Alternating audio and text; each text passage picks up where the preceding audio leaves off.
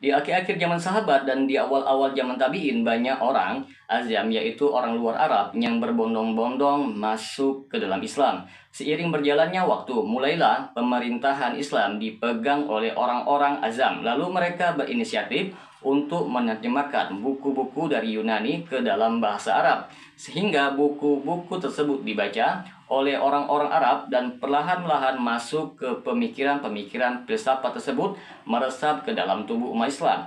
Mulailah mereka berani untuk berbicara dalam masalah akidah dengan akal mereka dan meletakkan tampak bid'ahnya dengan asas yang mengikut akal dan hawa nafsunya. Mereka berkata Allah seperti ini dan seperti itu, dan lama-lama mulai menolak sifat Allah. Maka sangat menarik sekali di sini teman-teman sekalian untuk kita membahasnya lebih mendalam pada pertemuan kali ini. Maka jangan ragu untuk terus menyaksikan video ini hingga selesai agar kita menemukan fakta yang sebenarnya.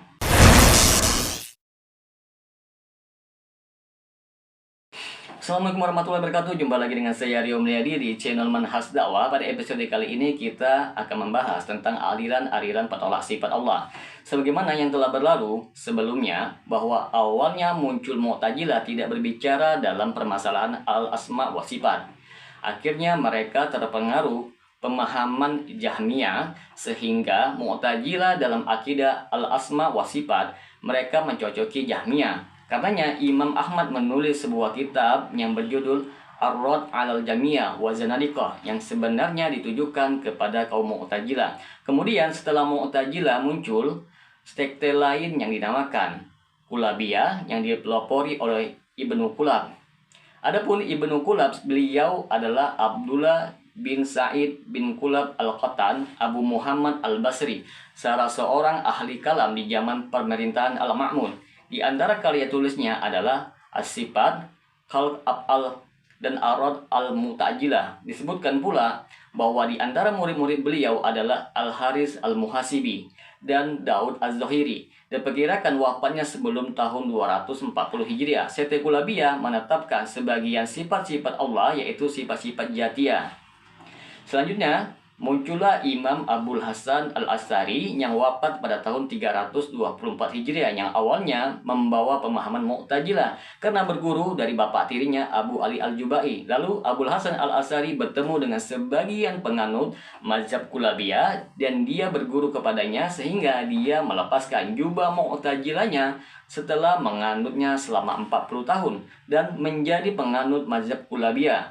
Sebelum pada akhirnya beliau merujuk kepada pemahaman Imam Ahmad bin Hambal, yaitu mazhab salaf, dan berlepas diri dari pemahaman-pemahaman yang terdahulu. Dalam pertobatannya tersebut, beliau menulis 4 kitab yang memuat bagaimana akidah Ahlussunnah wal Jamaah, di antaranya Al-Ibana, Al-Usul Ad-Diyanah, Al-Maqalat Al-Islamin, Risalah Al-Sagar, Al-Luma'. Walaupun masih dijumpai debu-debu pemikiran sisa bid'ah akibat masa lalu beliau.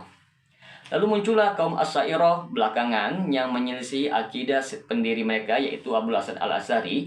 Jika Abul Hasan dan murid-muridnya berakidah seperti Kulabiyah, yaitu menetapkan seluruh sifat Dzatiyah, ataupun kaum Asy'ariyah belakangan seperti Ar-Razi dan Al-Midi, maka mereka menolak majoriti sifat-sifat Dzatiyah dan hanya menetapkan 7 sifat dari sifat-sifat Dzatiyah. Adapun sifat-sifat yang lain ditakwilkan dan dibawa maknanya kepada salah satu dari 7 sifat tersebut. Lalu para ulama dari mazhab Hanafi mengembangkan pemahaman Asy'ariyah ini hingga datanglah Abu Mansur Al-Maturidi yang wafat pada tahun 333 Hijriah, yang berusaha mengembangkan pemahaman Asy'ariyah. Meskipun dijumpai adanya sedikit perbedaan dengan Asy'ariyah, sehingga orang-orang mengenal mazhab atau sekte Maturidiyah. Kalau kita meneliti lebih lanjut siapa saja melakukan ta'til, yaitu mengingkari dan meniadakan salah satu dari sifat-sifat Allah, maka ia disebut dengan mu'atil. Syekh Zaid bin Abdul Aziz Al-Fayyad mengatakan para pengingkar sifat Allah dinamakan sebagai mu'atil karena mereka meniadakan dan melepaskan Allah dari sifat-sifat kesempurnaannya. Penggunaan istilah mu'atilah juga telah dikenali sejak generasi para salaf. Di sini kita akan bawakan nukilan dari para imam salaf tentang mu'atilah.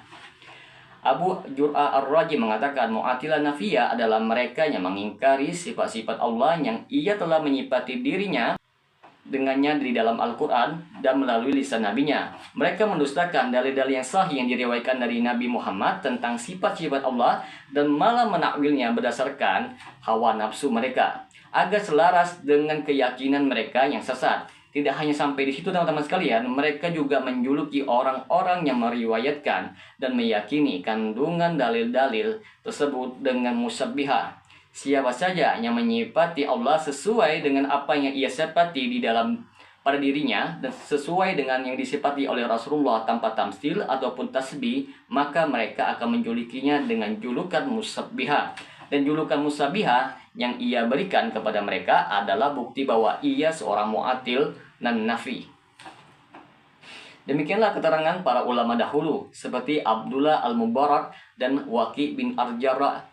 Ishaq bin Rahawi mengatakan ciri-ciri khas Jaham dan para pengikutnya adalah memfitnah Ahlussunnah dengan julukan musabbihah. Justru mereka lah yang mu'attilah. Bahkan mungkin saja jika dikatakan bahwa mereka juga merupakan musabbihah, karena mereka mengatakan bahwa Allah maha sempurna dimanapun ia berada, baik di langit tertinggi maupun di lapisan terbawah bumi, semua sama. Sungguh ucapan mereka tersebut adalah kedustaan dan mereka dapat dihukumi dengan kekafiran.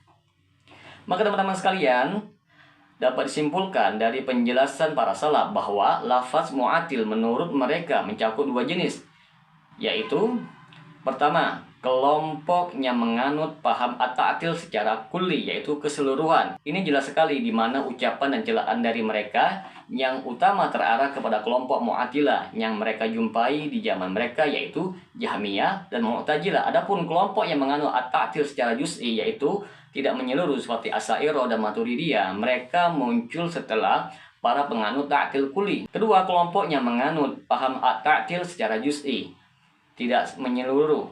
Pernyataan para salaf tentang istilah mu'attil juga mereka tujukan kepada setiap orang yang menyelisihi pemahaman Ahlussunnah tentang sifat-sifat Allah tanpa merinci bentuk penyelisihan tersebut. Dan inilah yang dapat disimpulkan dari ucapan Abu Jur'ah Ar-Razi dan Abu Bakar Al-Humaidi. Hal ini juga dibuktikan oleh dua poin berikut. Para salaf dahulu menghukumi seseorang dengan mu'attil ketika mereka mendapati dirinya menjuluki orang yang menetapkan sifat-sifat Allah dengan sebutan musabbih. Syekhul Islam Ibnu Taimiyah mengatakan dahulu mereka para salaf menghukumi seseorang yang selalu meniadakan tasbih namun tanpa disertai dengan isbat terhadap sifat-sifat Allah dengan sebutan Jahmi, penganut ideologi Jahmiyah dan Mu'attil. Ini banyak sekali kita temukan pada pernyataan para salaf, karena Jahmiyah dan Mu'tazilah sampai saat ini menamai orang yang menetapkan salah satu dari sifat Allah dengan julukan musabbihah. Dan penamaan tersebut adalah bentuk kedustaan dan rekaan mereka semata. Dan sudah dimaklumi bahwa para Mu'attilah dengan berbagai warnanya mereka menjuluki Ahlussunnah dengan musabbihah, yaitu pelaku tasbih. Bahkan Mu'attilah menghukumi siapapun yang menetapkan sifat Allah dengan musabbihah, walaupun hanya satu sifat saja. Bahkan Mu'tazilah pun menjuluki Asy'ariyah dengan musabbihah karena Asy'ariyah menetapkan sebagian sifat-sifat Allah secara umum. Golongan taktil menolak sifat Allah terbagi ke dalam dua jenis. Yang pertama, musabbihah. Setiap orang yang beriman dengan nama-nama Allah dan sifatnya, siapapun yang meniadakan ulu, yaitu tingginya Allah di atas arasnya, pastilah akan menamai orang yang mengakuinya sebagai musabbih. Siapapun yang meniadakan sifat-sifat kabariyah dan ainiyah Allah, pasti ia akan menghukumi mereka yang meyakininya sebagai musabbihah. Dan sudah dimaklumi bahwa Ar-Razi, salah satu tokoh Asy'ariyah yang sepaham dengannya, telah dihukumi oleh Mu'tazilah dan yang sepaham dengannya mereka sebagai musabbihah. Syekhul Islam Ibnu Taimiyah menyebutkan bahwa Jahmiyah memiliki 3 tingkatan, yaitu yang pertama, kelompok ekstremis yang meniadakan seluruh nama-nama Allah dan sifat-sifatnya. Terkadang mereka menyebut Allah dengan salah satu asma'ul husna. Mereka berdalil bahwa itu hanyalah majas atau kiasan belaka.